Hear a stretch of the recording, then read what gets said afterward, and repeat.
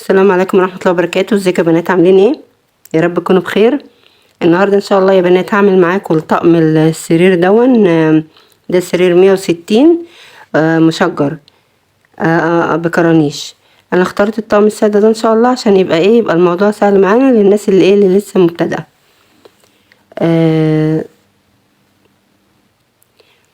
قبل ما نبدأ كده نسمي الله ونصلي على الرسول عليه الصلاة والسلام. انا هحتاج قد ايه من القماش؟ هحتاج من المشجر ده هحتاج منه 2.5، علشان انا بعمل منه الملاية وبعمل منه الخدادية بس، والباقي كله هيبقى من السادة ده. 2.5 من المشجر، ومن السادة ده هحتاج 260. ليه 260؟ متر للكورنيش وال160 هيبقى للمخدات. تمام كده، وهنمشي مع بعض وهنشوف هنعمل ايه. اول حاجة هقصها ايه؟ اول حاجة هقصها همسك المشجر ده هقص. طبعا هتقولولي انتي ازاي هتعملي خداديتين وجبتي نص متر بس؟ علشان انا هوريكم ازاي نوفر في القماش، وهوريكم ازاي نخرج خدادية من السادة دي. فانا هخرج خدادية من السادة، فيبقى محتاجين خدادية واحدة هعملها من المشجر، بحيث ان انا هخلي الوش مشجر والظهر سادة.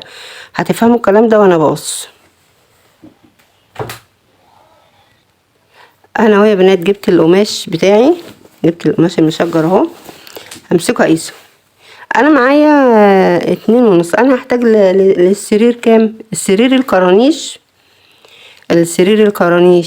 ثابت، اللي هو 160 بيبقى ثابت. اعمليها 200، اعملي قرصة السرير 200. ليه؟ علشان انا لسه هحط لها الكورنيش. الكورنيش ده بيبقى نص متر، فيخليها كلها على بعضيها 2.5 متر. لان اي ملاية احنا عارفينها، لو احنا حتى عملنا ملاية فلات فاي ملاية بتبقى 2.5 متر. فانا هنا هقص 2 هتبقى لقرصة السرير. وكده كده انا هعمل لها متر من السادة دون. ماشي. يبقى اول حاجة جبت القماش بتاعي اهو. اول حاجة اعملها ايه؟ انا عايزة 2 متر. طبعا هي انا جبت 2.5 متر، هتبقى يعني مش هتبقى 2.5 متر بالظبط، هتبقى 200 مثلا 55. ف55 دي يعني هي دي اللي انا باخدها للخدادية. لو مثلا استهوا لقيتها 2.5 متر بالظبط، يبقى اطلع الخدادية الاول، ال55 بتاع الخدادية الاول، وبعدين اطلع هيتفضل معايا ايه؟ المترين دولك، او المترين اللي 5 دولك اللي هما يبقوا بتاع الملاية. تمام كده. انا هاجي اجيب القماش بتاعي، او من عندي الحتة اللي هي المتنية دي يعني بنات، برضو زي ما قلت لكم كذا مرة. من عندي التانية دي هبتدي اقيس معايا ايه؟ هقيس 200 دي للملاية اللي هي قرصة السرير 200. انا دلوقتي هعمل ايه؟ انا دلوقتي هقص الكورنيش بتاع الملاية. الكورنيش احنا قلنا ان هو بيبقى متر. بمسك المتر ده اروح مطبقاه، ادي هو متر اهو مفتوح، بروح مطبقاه. فبيديني ايه؟ هيديني طبقتين اهو، كل طبقة بتبقى 50 سنتي، واروح قصة اهو. بروح مطبقاه واروح قصة. فادتني ايه؟ اداني اهو شريحتين، ادي واحدة وادي التانية. دولك الاتنين دول كل واحدة 50 سنتي. بعمل فيهم ايه بقى؟ بروح فتحاهم كده الاتنين، وجاية من عند البورصل ده، ادي بورصل بتاع الشريحة دي، وادي البورصل بتاع التانية اهو. بعد ما بفتحهم ادي البورصل بتاع الشريحة دي، البورصل بتاع الشريحة دي اروح عاملاهم في بعض ومخيطهم. بعد ما خيطهم بقى بروح فاتحة الكورنيش بتاعي خالص، واروح مقرنصاه بقى. بقى كله كده على بعضه. بتني في حرف بتنيه، طبعا ده كله هنشوفه على التقفيل. حرف بتنيه، والحرف التاني ده الناحية التانية ده بروح عامله له بقى ايه؟ الكرانيش. فيديني كورنيش كبير بيبقى على قد الملاية بالظبط. كده خلصنا الكورنيش بتاع الملاية. كده معانا فاضل ايه؟ كده معانا فاضل المخدات. اوريكم بقى المخدات وركزوا معايا في المخدات عشان خاطر تعرفوا تقصوها صح. انا محتاجة قد ايه للمخدتين؟ محتاجة 160، يبقى انا محتاجة 160 للمخدتين. هقيس طبعا انا عندي ادي من او بقص بمسك برضو من الجنب المقفول. انا عندي زي ما قلت لكم المزورة بتاعتي 150 وبروح مزودة عليها ايه 10 سنتي، بروح مزودة عليها 10 سنتي. بقصها ايه بقص 160 للمخدتين. طيب اقف على كده بس كده خلاص قصيت 160 خلاص؟ لا طبعا، احنا عايزين شايفين يا بنات دي الجزء المقفول اللي انا خدت منه 160. طيب شايفين الجزء المقفول اللي هو بتاع العرض ده بقى اللي انا هقيس منه علشان خاطر اطلع منه 90 سنتي. اي مخدة بيبقى العرض بتاعها وهي مفتوحة 90 سنتي وبيبقى طولها 160. فانا علشان اطلع مخدتين هقص من يمة العرض ده، من يمة اللي هو من العرض المقصوص ده هقص ايه 90 سنتي. بس هعمل ايه بقى علشان اما احب اوفر في القماش واطلع خدادية زيادة من 160؟ الحاجات دي بقى بعد كده ايه للناس اللي هي بقى ايه خلاص بتعرف تقص، عارفين ان 160 بيطلعوا لنا مخدتين وخدادية. فانا هوريكم ازاي برضو واحنا شغالين بنطلع مخدتين وخدادية. بس انتوا اهم حاجة ركزوا معايا ان انا بمسك العرض ده اللي هو المقصوص ده بطلع منه 90 سنتي. خلاص احنا الطول خدناه وقصينا القماش على 160 خلاص. انا دلوقتي عايزة عرض 90 سنتي. بصوا يا بنات انا مسكت القماش منين؟ انا عندي القماش اهو ادي جنب البرسل اهو، والجنب التاني اللي هو الايه اللي هو المقفول اهو، وادي الحته وادي المقصوص العرض المقصوص قدامي.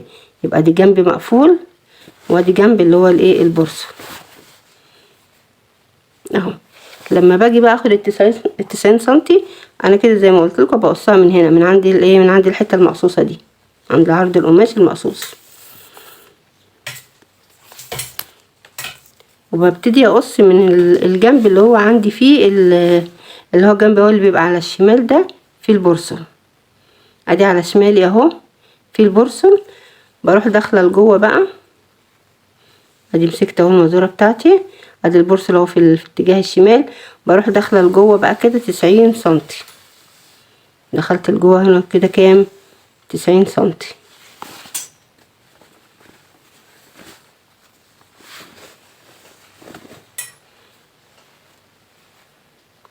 ادي هاخد 90 سنتي اهو، 90 سنتي دول واروح ايه عامله علامه.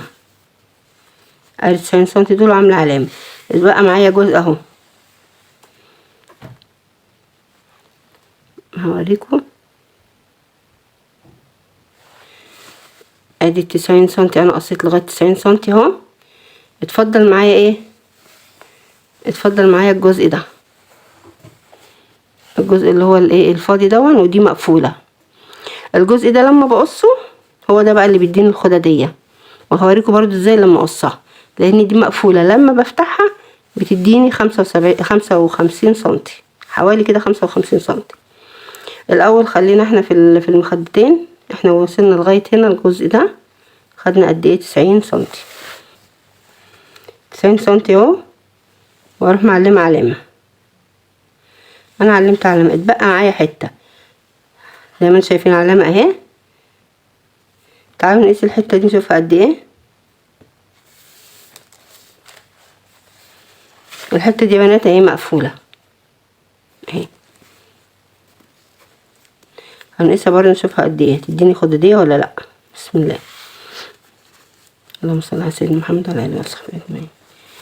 بصوا يا بنات ادتني كام 27، يعني هتبقى كام هتبقى هتبقى في حدود 55 سنتي. ادتني 27 يعني هتبقى 55 54، هتبقى برضو خدادية معقولة. احنا بنقول 55 كده ايه في الوسع عشان تبقى المقاسات حلوة مظبوطة. انا من عندي بقى هشق بقى الجزء ده ازاي. اهي يا بنات ادي العلامة بتاعتي اهي. هشق بقى شق كده صغير اهي من عندي العلامة اهي. هشق شق صغير كده. بسم الله.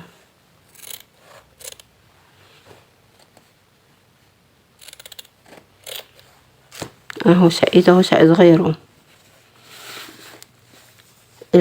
هنا هشق عادي. ليه هشق عادي كده؟ عشان احنا ماشيين في اتجاه البرص. ادي اتجاه البرص اللي هو معانا، فايه اتجاه البرص اللي هو بالطول، فانا بشق بالطول نفس الاتجاه بتاع البرص اهو. فانا بشق اهو بالطول، ما ينفعش في نفس الاتجاه كده هيتشق معايا بسهوله.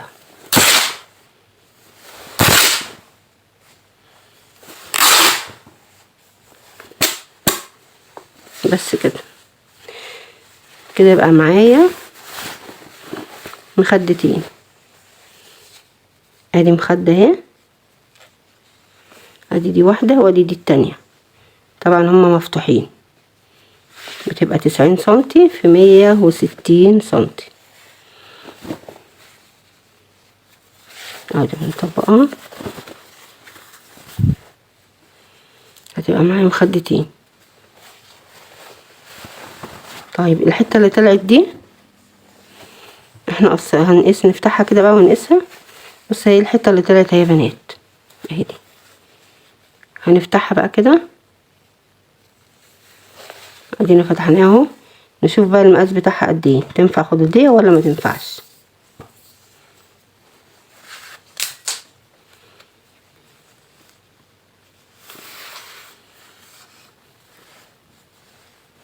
بص يا بنات كام ادتني اهي، ادتني 54. طيب 54 ده العرض بتاعها، ده حلو برضو معقول 54 بالظبط.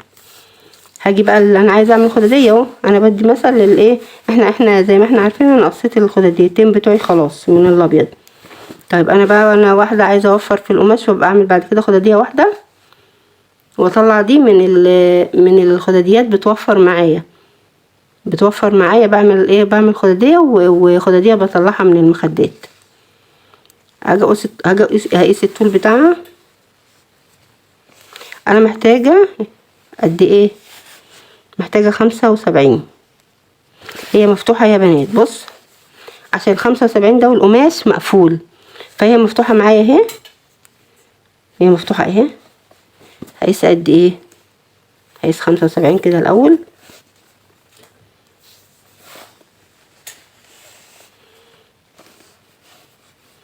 خمسة وسبعين ده طول الخدادية اهو. اتنيها بقى عشان يبقى وش وظهر. هروح مطبقها كده، يبقى ال75 دول بيبقوا القماش مقفول. يعني مثلا المفروض ان انا ابقى قافلاها واقيس 75 سنتي عشان يديني وش وظهر، والزيادة بروح شايلاها.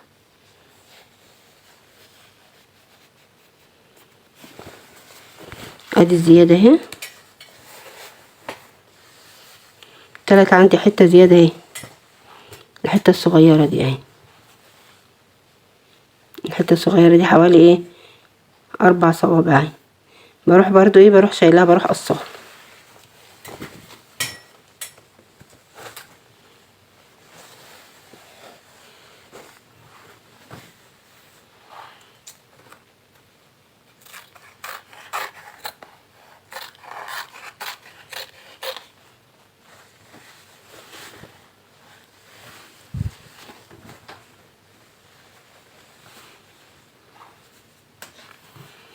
اظبط كده قماشي واروح قصاها.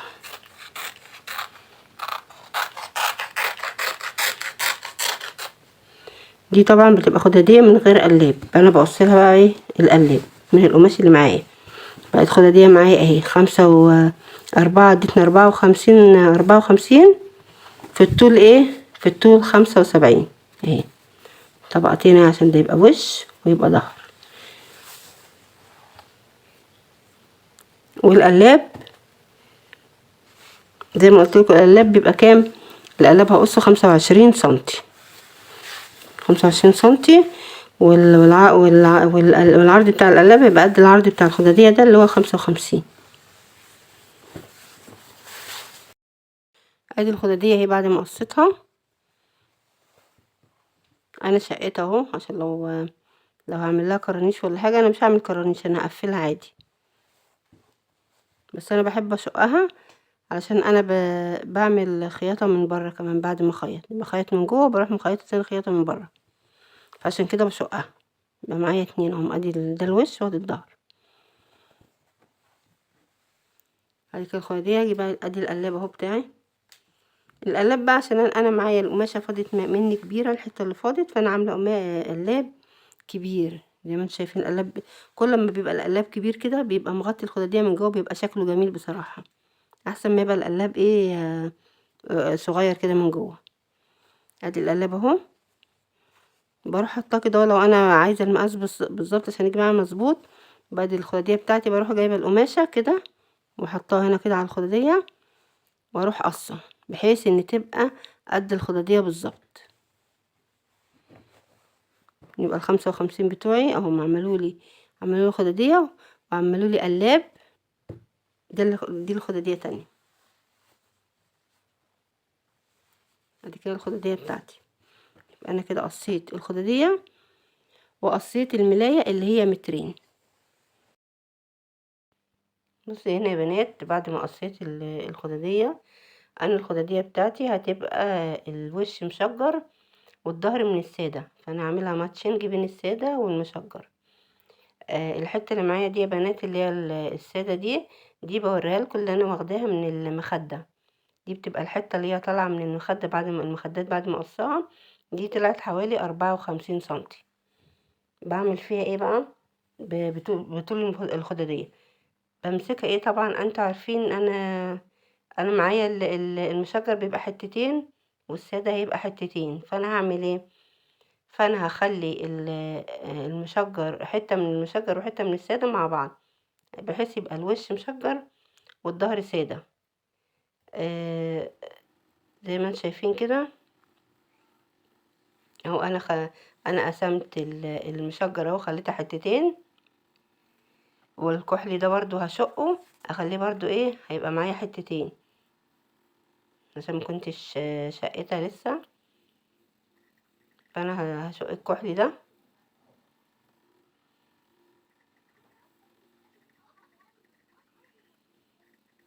اهو.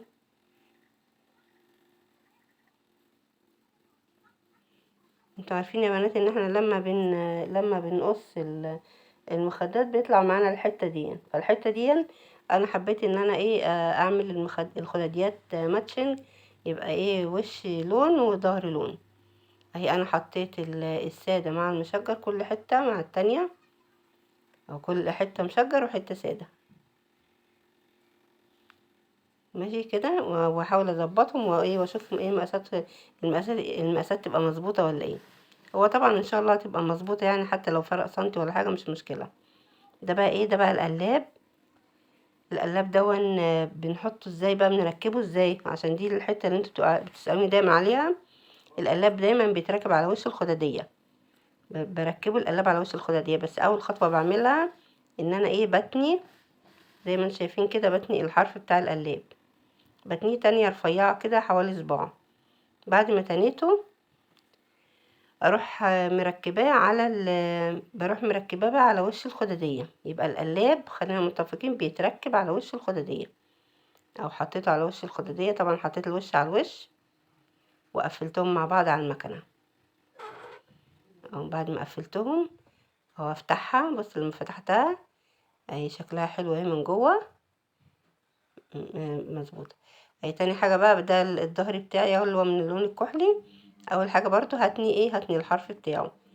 فانا هنا بوريكم يا بنات ان انا كنت عامله الخيط ابيض، فطبعا ادام انا هتني الحته الكحلي دي فمحتاجه ان انا اغير الخيط. فهغير الخيط، هخلي الخيط بتاعي من اللون الكحلي علشان خاطر اتني يبقى شغل نضيف، شغل مصانع. يبقى اللون الخيط بتاعي بلون القماش. فانا هنا هتني الحرف، وبرضو بتني حوالي كده صباع، يعني بتبقى التانية رفيعة متبقاش تانية كبيرة. بتنيه كده الاول. بعد ما اتنيه بقى بروح ايه مظبطاه على الخداديه. الخداديه زي الوش زي ما انتم شايفين قدامي اهو، الوش هو اللي قدامي اهو بتاع الخداديه بتاع المشجر.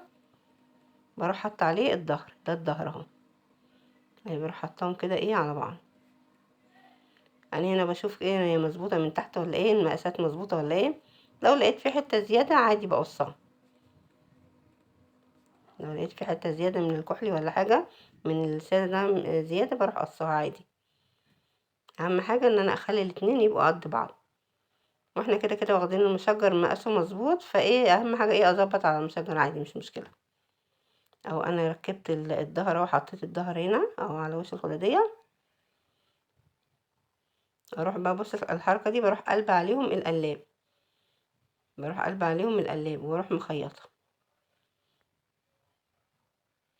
انا هنا برضو هضطر ان انا اغير الخيط تاني، يعني عشان انا عندي الظهر هيبقى ابيض والوش هنا اللون الكحلي، فانا هظبط الخيط باتجاه ايه القماش.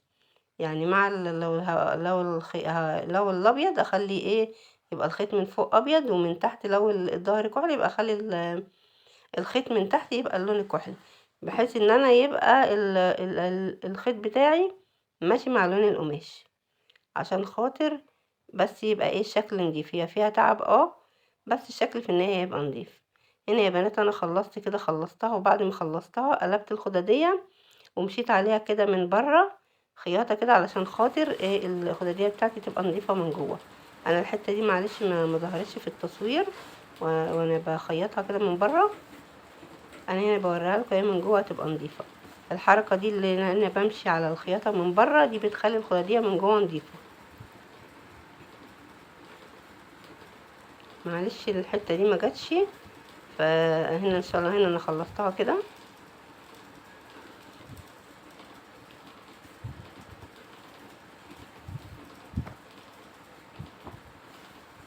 ماشي ازاي؟ طبعا لو عجبك الفيديو ما تنسيش بقى تشترك في القناه وتفعل الجرس عشان ان شاء الله يوصلك كل جديد، وانتظروني ان شاء الله في فيديوهات تانية، والسلام عليكم ورحمه الله وبركاته.